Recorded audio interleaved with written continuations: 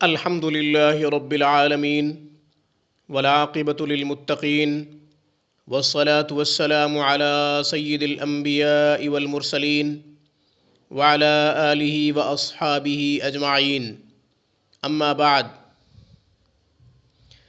سامعین کرام، آج کے سبق میں ہم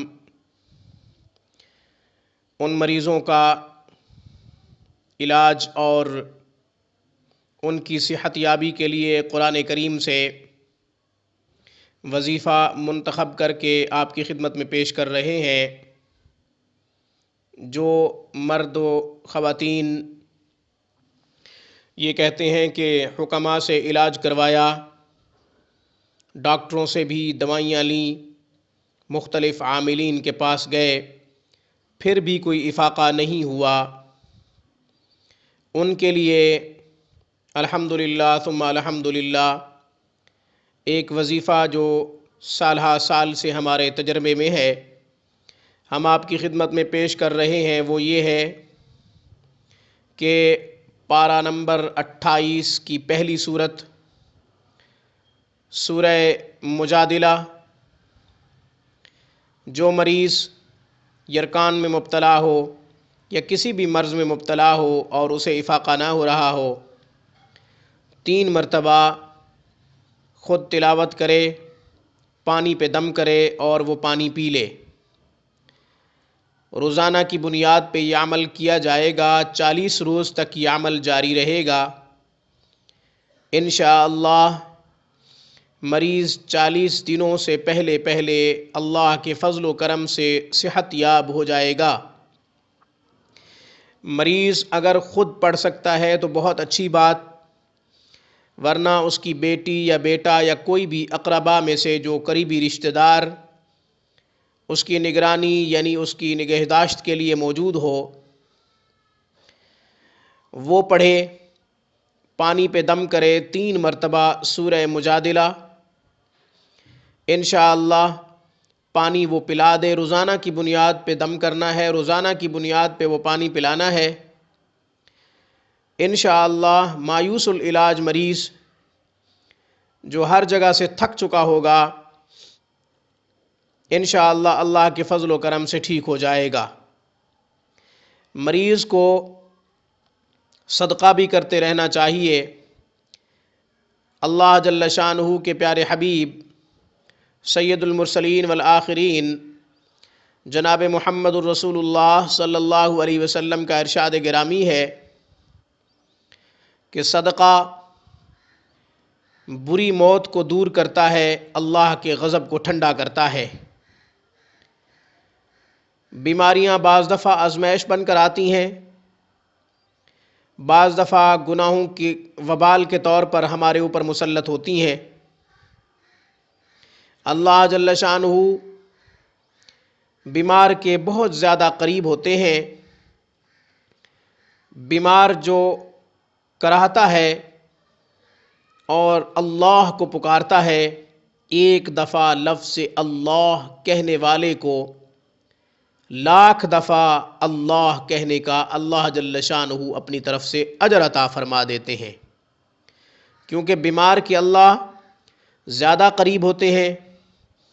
بیمار کو چاہیے کہ اپنے لیے بھی دعا کرے اور اپنے قریبی رشتہ داروں کے لیے بھی دعا کرے۔ حضور صلی اللہ علیہ وسلم کا ارشاد ہے، جو صبح کو بیمار کی بیمار پرسی کرتا ہے، 70,000 فرشتے اس کے لیے شام تک مغفرت کی دعا فرماتے رہتے ہیں۔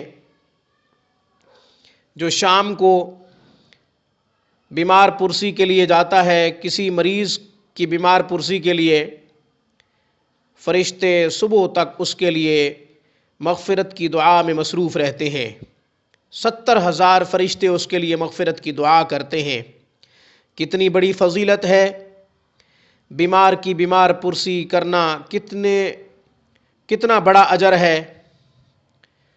حدیث قدسی ہے، کل قیامت کے دن اللہ جل شانہ ارشاد فرمائیں گے، میں بیمار ہوا تھا، آپ میری بیمار پرسی کے لیے کیوں نہیں آئے تھے؟ آدمی کہے گا یا اللہ آپ تو بیماری سے پاک ہیں، آپ تو بیمار نہیں ہوتے، اللہ جل شانہ ارشاد فرمائیں گے میرا فلاں بندہ بیمار ہوا تھا، اس کی بیمار پرسی کے لیے آپ کو فرصت کیوں نہ ملی؟ یعنی اللہ جل شانہ اپنی مخلوق کی بیماری کی نسبت اپنی طرف فرما رہے ہیں۔ اللہ بیمار سے کتنا پیار کرتے ہیں، اللہ بیمار سے کتنی محبت فرماتے ہیں، اس لیے بیمار کو چاہیے کہ صبر سے کام لے، اللہ جل شانہ کا ذکر کرتا رہے، درود نبی کریم صلی اللہ علیہ وسلم پر پڑھتا رہے۔ موت مقدر نہ ہوئی تو انشاءاللہ صحت یابی ہو جائے گی۔ بیماری کی حالت میں کفریہ جملوں سے احتراز کرنا چاہیے، پرہیز کرنا چاہیے، اجتناب کرنا چاہیے۔ کفریہ کلمات سے ایمان جاتا رہتا ہے۔ اللہ جل شانہ ہر ایک کی دعا کو سنتے ہیں، قبول بھی فرماتے ہیں۔ نتیجہ آنے میں دیر ہو جاتی ہے تو وہ اس کی حکمت ہے، وہ اس کی طرف سے مصلحت ہے۔ نہ جانے دعا کے نتیجہ آنے میں کیوں دیر ہوئی، وہ حکیم ذات جانتی ہے، ہمیں کچھ پتہ نہیں ہے۔ اس لیے اپنے لیے بھی دعا کرتے رہنا چاہیے، اپنے اقربا کے لیے بھی دعا کرتے رہنا چاہیے۔ جو مریض کی خدمت پر مامور ہوتا ہے اللہ جل شانہ اسے بھی بڑا اجر عطا فرماتے ہیں، اللہ جل شانہ اس کو بھی بہترین ثواب عطا فرماتے ہیں۔ اس لیے بیمار کی خدمت پر مامور مرد و خواتین جو اکتا جاتے ہیں ان کو چاہیے کہ دل جمی کے ساتھ، لگن کے ساتھ، شوق ذوق کے ساتھ بیمار کی خدمت کیجیے، کیونکہ بیمار کی خدمت پر اللہ جل شانہ کے پیارے حبیب صلی اللہ علیہ وسلم، میرے آخری پیغمبر سید الاولین والآخرین جناب محمد الرسول اللہ صلی اللہ علیہ وسلم نے بڑی بشارتیں دی ہیں بیمار کی خدمت کرنے والوں کے لیے۔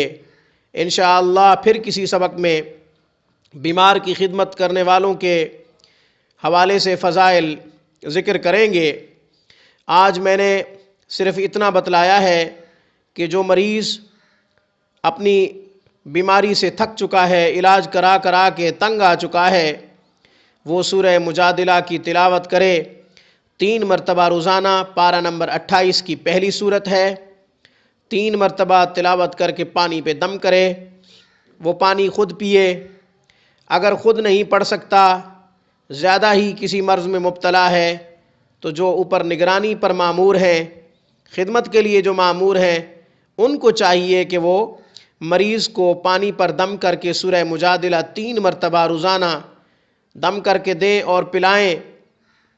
40 روز تک یہ عمل جاری رکھا جائے، انشاءاللہ اللہ اپنے فضل و کرم سے 40 روز سے پہلے اس کو صحت یاب فرما دیں گے۔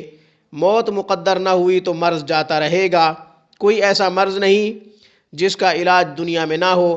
مسلمان کو چاہیے کہ روحانی طور پر اپنا علاج کرتا رہے، کیونکہ مسلمان کا سب سے زیادہ یقین روحانی اعمال اور روحانی اسباب پر ہوتا ہے۔ مسلمان کا عقیدہ ہے کہ اللہ جل شانہ کی طرف سے شفا ملتی ہے، شفا کے لیے اللہ کافی ہے، شفا کے لیے قرآن کافی ہے۔ انشاءاللہ کسی نئے سبق میں دوبارہ کسی نئے مسئلے کے حل کے لیے حاضر ہوں گے۔